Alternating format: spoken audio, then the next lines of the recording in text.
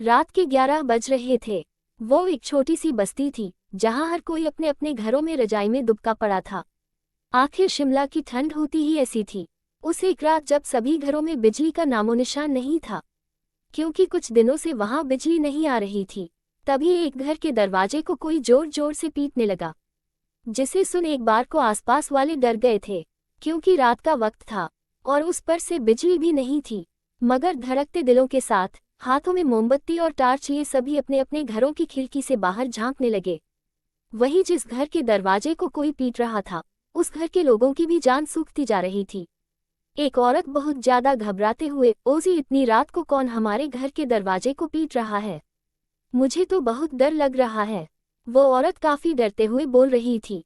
उस औरत का पति अपनी पत्नी से, सुनहरी, डर तो मुझे भी लग रहा है, मगर देखने जाना तो होगा ही ना, देखे तो जाकर कि आखिर कौन है इस वक्त।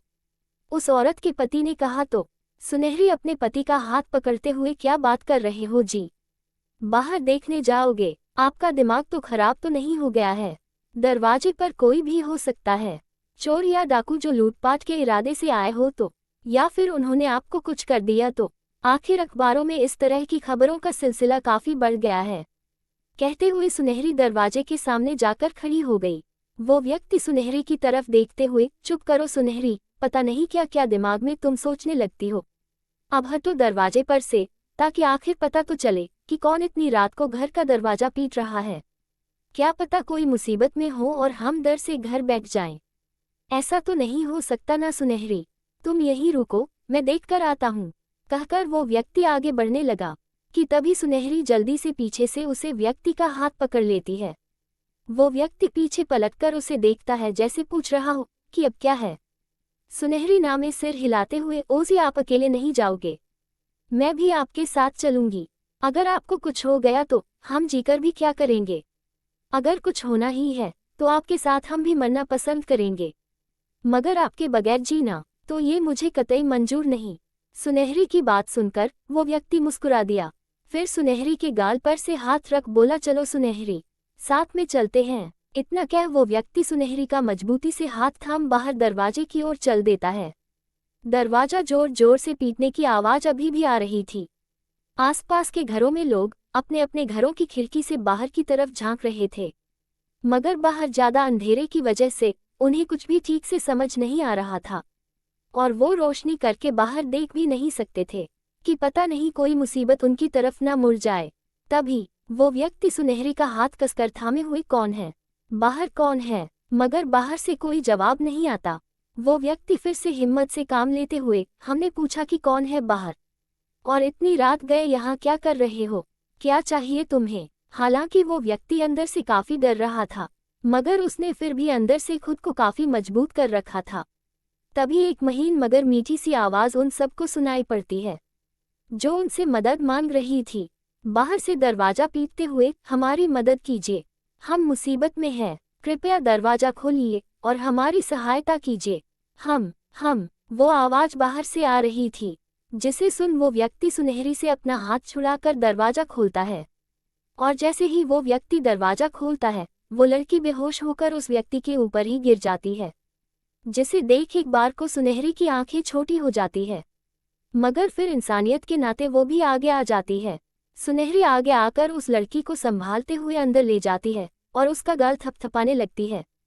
पीछे उसका पति अंदर से दरवाजा बंद कर देता है। वही सुनहरी उस लड़की का गाल थपथपाते हुए, सुनो तुम कौन हो?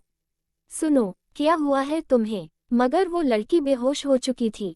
फिर वो व्यक्ति सुनहरी की तरफ देखते हुए, सुनहरी, लगता है ये लड़की किसी मुश्किल में थी और इसी के चलते शायद बेहोश भी हो गई है। सुनहरी, चलो इसे अंदर लेकर चलते हैं। एक तो बाहर बर्फ गिरनी शुरू हो गई है और उस पर से लड़की भी बेहोश है। चलो अंदर चलते हैं। इतना कहकर वो व्यक्ति उस लड़की को लेकर कमरे के अंदर ले जाने लगता है, मगर सुनहरी को उस लड़की का घर के अंदर आना पसंद नहीं आया था, मगर फिर भी वो चुप ही रहती है। वो व्यक्ति उस लड़की को अंदर कमरे में बिस्तर पर लेटा देता है और अपनी पत्नी सुनहरी को उसे देखने को कहता है। सुनहरी उसका माथा छूती है तो फिर अपने पति की तरफ देखते हुए, ओजी, इसे तो तेज बुखार है, शायद इसी कारण ये बेहोश हो गई है। सुनहरी की बात पर वो व्यक्ति चिंतित होते हुए, सुनहरी तुम एक काम करो, सबसे पहले इस लड़की के कपड़े बदल लो, तब तक मैं डॉक्टर मिश्रा को बुलाकर लाता हूँ। इस वक्त वो अस्पताल में ही होंगे, मैं देखकर आता हूँ। फिर सुनहरी भी हाँ में सिर हिलाते हुए अपने कपड़े लेने के लिए बढ़ जाती है और वो व्यक्ति अपने आप को शाल में लपेटकर घर से बाहर निकल जाता है। उधर सुनहरी उस लड़की के कपड़े बदलकर एक तरफ आग जला देती है, जिससे कमरे का तापमान थोड़ा बढ़ जाए। फिर उस लड़की को कंबल से कवर करके ठंडे पानी की पट्टी करने लगती है ताकि उसका बुखार कुछ कम हो सके। दूसरी तरफ वो व्यक्ति भागा भागा अस्पताल पहुंचता है। वो एक सरकारी अस्पताल था, जो ज्यादा बड़ा तो नहीं मगर छोटा भी नहीं था। वो व्यक्ति एक गलियारे से होता हुआ आगे बढ़ रहा था। आगे कुछ दूरी पर डॉक्टर मिश्रा का केबिन था, जिससे लगकर बाहर एक कुर्सी पर बैठा व्यक्ति ऊँघ रहा था। वो व्यक्ति उस व्यक्ति के पास आते हुए, रमेश, रमेश उठो। रमेश, डॉक्टर मिश्रा अंदर है या नहीं? रमेश उठो। तभी रमेश नींद में बड़बड़ाते हुए, कौन है बे? काहे को इतनी रात गए नींद खराब कर रहे हो? बोलता हुआ रमेश फिर से सो जाता है। वो व्यक्ति फिर से रमेश को जगाते हुए, रमेश उठो, हम हैं हरिलाल प्रसाद, डॉक्टर मिश्रा से मिलना है।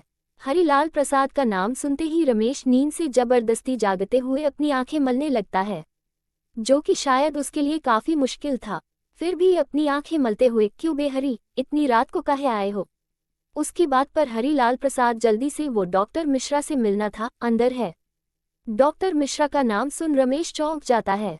फिर चौंकते हुए हरी की तरफ देखते हुए, क्या हुआ हरी, तुमको डॉक्टर मिश्रा से क्या काम? सुनहरी भाभी ठीक तो है ना? हरिलाल भी उसकी बात समझते हुए, हाँ रमेश, तुम्हारी सुनहरी भाभी बिल्कुल ठीक है, मगर हमारे घर एक लड़की है। फिर हरिलाल रमेश को सारी बात बता देता है। उसकी बात सुन रमेश जल्दी से, हरी, डॉक्टर मिश्रा तो अभी कुछ देर पहले ही घर चले गए, अब 2 दिन बाद ही आएंगे।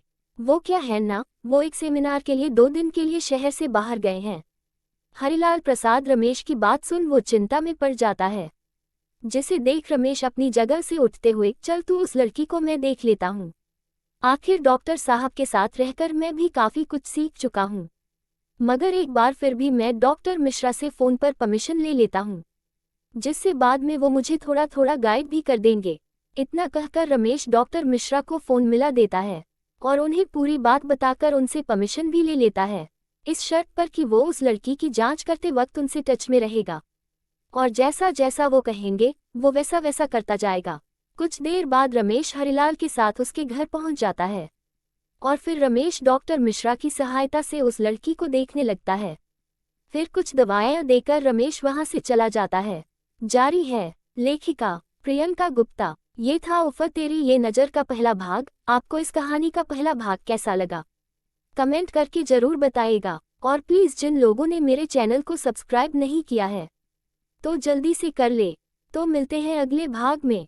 अगला भाग शनिवार को आएगा, लेकिन अगर आप लोग चाहेंगे और कहेंगे तो पहले भी ला सकती हूँ, वो भी आपकी डिमांड पर। अगर आपको मेरी लिखी कहानी पसंद आ रही है और मेरी कहानी को आगे पढ़ना और सुनना चाहते हैं तो मेरे चैनल को लाइक करें, कमेंट करें आज ही और अभी सब्सक्राइब करें और मेरे चैनल को ज़्यादा से ज़्यादा शेयर करें। Thank you for watching this video.